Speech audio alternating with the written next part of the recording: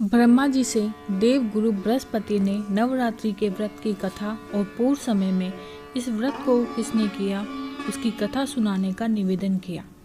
तब ब्रह्मा जी ने बृहस्पति जी से कहा, हे बृहस्पति, मैं तुम्हें इस परम दुर्लभ और कल्याणकारी नवरात्रि व्रत की कथा और इसका इतिहास सुनाता हूँ, तुम ध्यान से सुनना। तब बृहस्पति जी ने कहा, हे प्रभु, आप कथा सुनाइए, मैं पूरे ध्यान से सुनूंगा। तब ब्रह्मा जी ने कथा सुनाते हुए कहा, अति प्राचीन काल में पिठत नाम का एक बहुत सुंदर नगर था। उस नगर में एक ब्राह्मण निवास करता था। वो माँ दुर्गा का बहुत बड़ा भक्त था। वो प्रतिदिन माँ दुर्गा का हवन और पूजन किया करता था। माँ भगवती की कृपा से उसके यहाँ एक कन्या का जन्म हुआ। उसकी पुत्री बहुत ही रूपमती गुणवान थी। उस कन्या का नाम सुमति रखा गया। वो कन्या अपने पिता के घर वृद्धि को प्राप्त हुई। जब वो ब्राह्मण माँ दुर्गा का हवन और पूजन करता, उसकी कन्या भी नियमित रूप से वहाँ उपस्थित रहती। यह देखकर उस ब्राह्मण को बहुत प्रसन्नता हुई। एक दिन वो कन्या अपनी सखियों के साथ खेलने में इतनी मग्न हो गई कि उसे यह ध्यान ही नहीं रहा कि उसे हवन और पूजन के लिए घर पहुँचना है। अपनी पुत्री को हवन पूजन के लिए न आया देखकर उस ब्राह्मण को बहुत क्रोध आया। जब उसकी पुत्री सुमति घर आई तो उसे अपने पिता के क्रोध का सामना करना पड़ा। उस ब्राह्मण ने क्रोधवश अपनी पुत्री से कहा, तूने मेरी पुत्री होकर पूजन नियम तोड़कर बहुत बड़ा अपराध किया है। तुझे इसका परिणाम भुगतना होगा। मैं तेरा विवाह एक निर्धन कोढ़ी से कराऊंगा। उसके साथ जब तू दुखों का अनुभव करेगी तब तुझे अपने अपराध का बोध होगा। अपने पिता की ऐसी बातें सुनकर सुमति ने अपने पिता से कहा, पिताजी, मैं आपकी बेटी हूँ और आपके अधीन हूँ। आप जो चाहे निर्णय ले सकते हैं। मेरे भाग्य में जो होगा मुझे वही मिलेगा। मनुष्य तो बहुत कुछ चाहता है और सोचता है, परंतु उसे वही मिलता है जो आपके भाग्य में होता है। मनुष्य को अपने कर्मों के अनुसार फल मिलता है। मनुष्य के वश में सिर्फ कर्म करना होता है, उसका फल ईश्वर के अधीन है। अपनी पुत्री की ऐसी बातें सुनकर उस ब्राह्मण का क्रोध और बढ़ गया और उसने जल्द ही एक निर्धन कोढ़ी से अपनी पुत्री का विवाह करा दिया। उसे अपने घर से यह कहकर निकाल दिया कि जा ले जो तेरे भाग्य में लिखा है, भोग अपने कर्मों का फल। अपने पिता द्वारा किए गए इस तिरस्कार से सुमति बहुत दुखी हुई। भटकते भटकते अपने पति के साथ वो एक घने जंगल में पहुंच गई। रात्रि में उस भयानक वन में कष्ट सहते हुए उस कन्या ने दुखी होकर माँ भगवती का ध्यान किया। उस दुखिया की पुकार सुनकर और उसके पूर्व जन्म के पुण्यों के प्रभाव से माँ भगवती उसके समक्ष प्रकट हो गई। माँ भगवती ने उससे कहा, मैं तुझ पर प्रसन्न हूँ, तू जो चाहे वरदान मांग ले। सुमति को कुछ समझ नहीं आया। उसने पूछा, आप कौन है और मुझ पर क्यों प्रसन्न है? तब माँ ने उसे अपना परिचय दिया कि कहा कि मैं ये आदि शक्ति हूँ। मैं ही प्राणियों के दुखों का नाश करती हूँ और उन्हें सुख प्रदान करती हूँ। मैं तेरे पूर्व जन्म में किए गए शुभ कर्म से अर्जित पुण्य के प्रभाव से तुझ पर प्रसन्न हूँ। उसने माँ से पूछा, हे माता, मैंने पूर्व जन्म में ऐसा कौन सा पुण्य कर्म किया था जिसके फल स्वरूप मुझ पर आपकी कृपा दृष्टि हुई है और आप मुझ पर प्रसन्न हुई। अब माँ दुर्गा ने उसे उसके पूर्व जन्म की कथा सुनाते हुए कहा, पूर्व जन्म में तेरा विवाह एक निषाद से हुआ था जो कि एक चोर था। एक बार वो चोरी करते हुए पकड़ा गया। उसे कैद की सजा हुई। जब उसे कैद की सजा हुई तो अपने पतिव्रत धर्म का पालन करते हुए तू भी उसके साथ कारागार में चली गई। वहाँ तुम दोनों को भोजन इत्यादि कुछ भी नहीं दिया गया। उस समय शारदीय नवरात्रि चल रहे थे और परिस्थितिवश अनजाने में ही तुमसे नवरात्रि के 9 दिनों के निर्जल व्रत हो गए। उसी व्रत के प्रभाव से मैं तुम पर प्रसन्न हूँ। तुम जो चाहे वरदान मांग सकती हो। तब उस ब्राह्मणी ने माँ दुर्गा को प्रणाम किया और कहा, हे माँ दुर्गे, आप मुझ पर प्रसन्न हैं तो कृपा करके मेरे पति के कोढ़ को दूर कर दीजिए। माँ दुर्गा ने कहा, तथास्तु।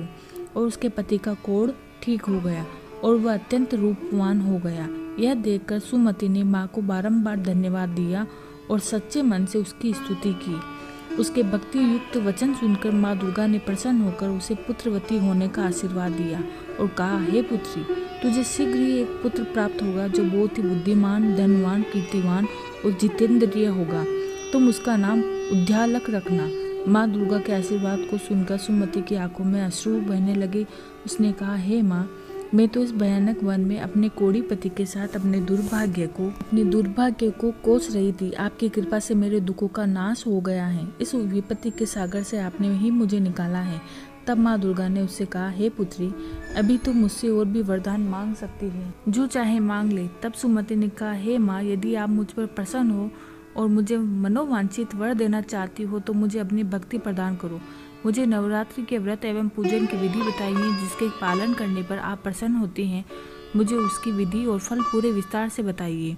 तब माँ दुर्गा ने सुमति को कहा, हे पुत्री, मनुष्य के समस्त पापों का नाश करने वाली नवरात्रि के व्रत का महात्म्य एवं पूजन की विधि मैं तुमसे कहती हूँ। तुम ध्यान से सुनना। इस व्रत का पालन करने से मनुष्य समस्त पापों से छूटकर मोक्ष को प्राप्त करता है।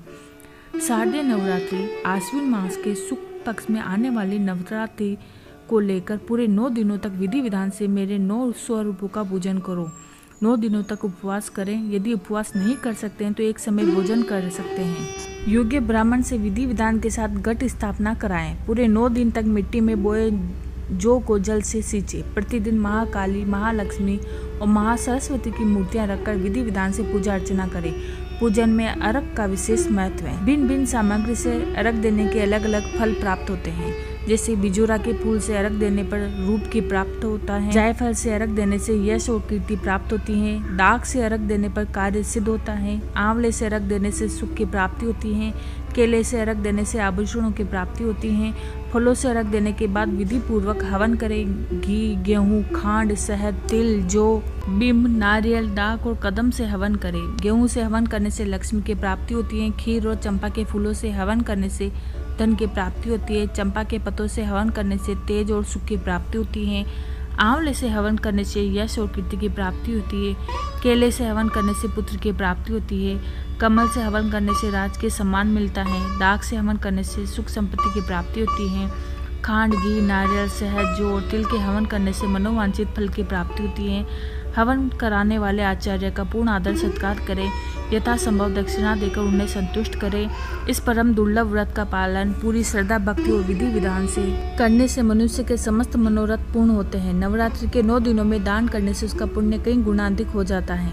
माँ भगवती ने सुमति से कहा, हे पुत्री, इस व्रत का पालन पूर्ण श्रद्धा, भक्ति और विधि विधान से अपने निवास, मंदिर और तीर्थ स्थान पर करने से मनुष्य की सारी मनोकामनाएं सिद्ध होती हैं। उस ब्राह्मण कन्या सुमति को व्रत का सारा विधान सुनाकर माता अंतर्ध्यान हो गई। ब्रह्मा जी बोले, हे बृहस्पति, इस परम पुण्यदायी व्रत को जो भी स्त्री पुरुष पूरी श्रद्धा भक्ति से करता है उसे संसार के सभी सुख प्राप्त होते हैं। वो मनुष्य संसार के समस्त सुख भोग कर मृत्यु के उपरांत मोक्ष को प्राप्त करता है। ब्रह्मा जी से व्रत का महात्म्य जानकर देव गुरु बृहस्पति आनंद से भरकर बोले, हे परमपिता, आपकी कृपा से मैं इस परम दुर्लभ व्रत का महात्म्य जान सका। यह मेरे लिए अमृत के समान है। इसको सुनकर मैं धन्य हो गया। देव गुरु बृहस्पति के ऐसे वचन सुनकर ब्रह्मा जी बोले, हे बृहस्पति, तुमने प्राणियों के कल्याण हेतु इस दिव्य व्रत को पूछा, तुम धन्य हो। बोलो अम्बे मात की जय, बोलो दुर्गा मैया की जय।